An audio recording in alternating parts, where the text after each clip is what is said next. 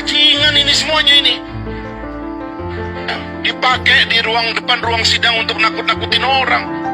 Dipakai untuk meras hakim, untuk nakut-nakutin hakim. Gencet sana, gencet sini, hancur itu sebenarnya. Itu lembaga udah busuk kok. Bagaimana penggunaan uang ilegal dari aset sita yang dijual secara ilegal dipakai, gila itu. Udahlah. Kita sudah saling tahu lah kelakuan ini kok. Nah, kalau negara melakukan kekeliruan masa nggak ada jalan? Gimana? Emang negara nggak bisa salah? Negara kan manusia-manusia brengsek juga isinya, yang bisa berbuat salah. Sekarang bangsa ini harus mengambil inisiatif kembali. Menurut saya kesalahan utama Undang-Undang KPK adalah karena dia tidak menganggap presiden sebagai penanggung jawab pemberantasan korupsi. Pimpinan KPK itu kita pilih dengan ongkos kurang dari 1 miliar rupiah. Tapi Presiden Republik Indonesia besok kita akan pilih dengan uang 100 triliun rupiah. Mana bisa tanggung jawab pemberantasan korupsi diberikan ke satu lembaga yang pimpinannya dipilih dengan uang 1 miliar. Sementara pertanggungjawaban presiden dalam sistem presidensial kita diabaikan. Maka dalam revisi kita masukkan KPK sebagai bagian dari eksekutif supaya ada tanggung jawab presiden, terutama dalam membentuk pengawas, dan dia juga bisa ditagih harusnya dengan undang-undang baru. Kamu presiden, kamu dipilih oleh rakyat, berdarah-darah orang ikut kampanye, ikut pemilu, masa tidak bertanggung jawab untuk pemberantasan korupsi?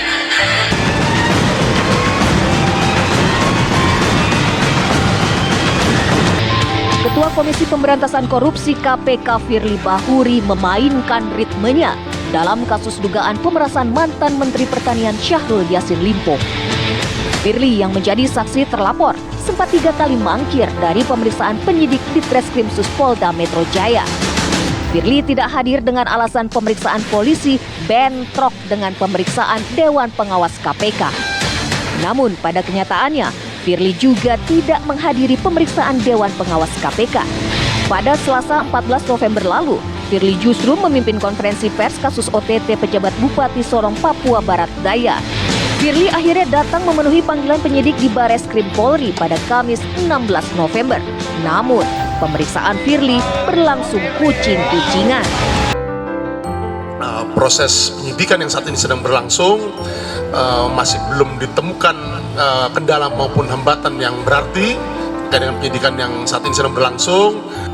Fungsi koordinasinya jadi belum sampai ke tahap supervisinya, tapi penguatan fungsi koordinasinya terkait dengan apa? Terkait dengan dari Kedeputian Korsup KPK RI memberikan dukungan terkait dengan menukar informasi, yang kemudian terkait juga dengan transparansi dan perbantuan lainnya terkait dengan dukungan Kedeputian Korsup KPK RI terhadap penyidikan yang saat ini sedang dilakukan oleh penyidik gabungan di Treskrimsus Polda Metro Jaya dan di Tipikor Bareskrim Polri.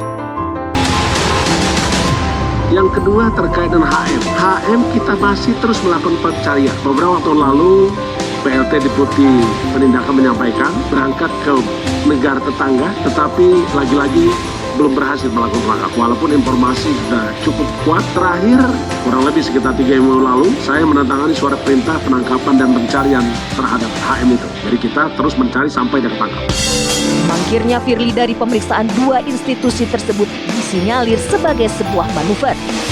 Selain mangkir dari pemeriksaan, Firly tiba-tiba menyatakan menandatangani surat penangkapan Harun Masiku. Harun Masiku adalah mantan kader PDI Perjuangan yang menyuap Komisioner KPU RI Wahyu Setiawan. Manuver lainnya, ia menuding Kapolda Metro Jaya Irjen Pol Karyoto mengabaikan laporan korupsi di Kementan saat menjabat Deputi Penindakan KPK. Ya, memang di tahap-tahap awal kita sangat paham ya bahwa penyidik harus memastikan pegang 2 bukti permulaan yang cukup untuk menetapkan FB sebagai tersangka. Tetapi kan kemudian ketika sudah dilakukan pemeriksaan pertama, dilakukan penggeledahan, dan juga dilakukan pemeriksaan yang kedua, ternyata sampai saat ini juga belum ditetapkan sebagai tersangka. Tentu ini mengundang tanda tanya publik. Ada sebagian pihak yang berpendapat bahwa jangan-jangan di sini ada saling kunci karena masing-masing pegang kartu, itu ya. FB ini juga bukan orang biasa, ketua KPK dengan pengalaman penegak hukum mungkin sekitar 35 tahun. Jadi juga punya akses terhadap informasi, punya kartu semua elit-elit termasuk juga aparat penegak hukum lain. Nah, tentu ketika pemeriksaan kedua sudah dilakukan, harapan publik adalah Polri segera untuk ada kejelasan status. Apakah ada tersangka atau tidak ada tersangka? Kenapa? Karena semakin lama ini dibiarkan tanpa ada kepastian status, sangat merugikan baik untuk perkaranya sendiri maupun pihak-pihak yang terkait dengan perkara ini. Dan drama Untuk mangkir perkara ini pemeriksaan ini membuat ini semuanya jadi makin lama penetapan status tersangkanya menurut Anda? Betul, juga bisa membahayakan perkara itu sendiri. Kenapa? Karena kalau semakin lama dibiarkan, pihak-pihak yang merasa dikejar tentu bisa semakin kencang lari dengan misalnya menghilangkan barang bukti, mempengaruhi saksi-saksi, mengulangi perbuatan, bahkan bisa melarikan diri. Sehingga ya sangat penting sebuah perkara yang terang benderang seperti ini untuk segera ditentukan statusnya. Sehingga apa? Sehingga kalau misalnya nih ternyata FB yang ditetapkan sebagai tersangka, tentu akan diberhentikan sementara statusnya sebagai ketua KPK. Dan ketika sudah diberhentikan statusnya secara sementara sebagai ketua KPK, tentu kemudian dilepaskan kewenangan-kewenangannya sebagai ketua KPK dan itu akan memperlancar proses penyidikan. Kalau masih berstatus sebagai ketua KPK, tentu dengan kewenangannya yang sangat besar, dengan informasinya juga yang sangat berharga, itu saya pikir juga bisa menjadi hambatan untuk proses penegakan hukum. Bisa saling kunci, bisa punya banyak kartu yang dimainkan, dan ini bukan sesuatu yang sepele. Kenapa? Karena sudah 4 tahun menjabat sebagai ketua KPK, pasti banyak sekali informasi yang dimiliki dan dulunya juga seorang deputi penindakan di KPK. Jadi ini Bang, saya sekarang publik menunggu ketegasan dari Polri setelah sekian lama melakukan pemeriksaan, bahkan ada hampir 100 saksi yang diperiksa, ada penggeledahan, ada penyitaan. Tentu sudah, saya pikir untuk 2 alat bukti yang cukup itu sudah sangat dimiliki oleh Polri. Tidak-tidaknya untuk pelanggaran pasal 36 Undang-Undang KPK, di mana pimpinan KPK itu dilarang bertemu, berkomunikasi, berhubungan dengan pihak perkara. Itu saja sudah. Pengacara Firly Bahuri membantah bahwa kliennya telah bermanuver dengan cara mangkir dari panggilan penyidik Polda Metro Jaya. Ia berkilah Firly tak hadir karena ada kegiatan lain. Ya karena pada saat yang bersamaan ada kegiatan. Jadi tentu beliau selaku pimpinan KPK memprioritaskan kegiatan yang lebih dulu sudah terjadwal. Bukan karena tidak ada alasan, dan selalu dikonfirmasi ke pihak penyidik yang memanggil beliau ya. Itu selalu dikonfirmasi alasan kenapa beliau tidak bisa hadir. Mantan penyidik senior KPK Yudi Purnomo menilai Firly dalam kondisi panik. Ia menjadikan KPK sebagai tameng dalam menghadapi kasus pemerasan yang menjeratnya. Dari situ saya melihat ya bahwa ini ada semacam kepanikan ya. Sehingga ketika panik gitu kan, apapun itu akan dilakukan, termasuk tadi menjadikan KPK sebagai tameng, bahwa ketika ada pemanggilan dia tugas kemana, ya kan artinya kan menjadikan KPK sebagai tameng. Pernyataan Firly yang menandatangani penangkapan Harun Masiku dinilai sebagai lelucon. Pasalnya, Harun Masiku masih menjadi DPO sejak 5 tahun lalu. Jika KPK serius, seharusnya Firly sudah bisa ditangkap dan diproses. Disebutnya nama Harun Masiku justru memunculkan kecurigaan bahwa Firly tengah memanfaatkan suhu politik yang mulai memanas. Kenapa harus Harun Masiku yang disebut sama dia? Ini ada apa? Gitu kan? Tentu orang akan melihat kok, apakah Firly Bahuri berpolitik, gitu kan? Di tengah kondisi tahun politik ini, gitu. Itu bisa jadi pertanyaan dari publik, gitu. Kenapa nggak dia mengungkap kasus yang besar seperti yang dilakukan oleh kejaksaan misalnya, ya kan, seperti BTS gitu. Kenapa istilahnya harus Harun Masiku diingatkan kembali ya, diingatkan kembali? Padahal sebenarnya nggak perlu diingatkan, dia tiap hari kalau emang tahu bisa tangkap.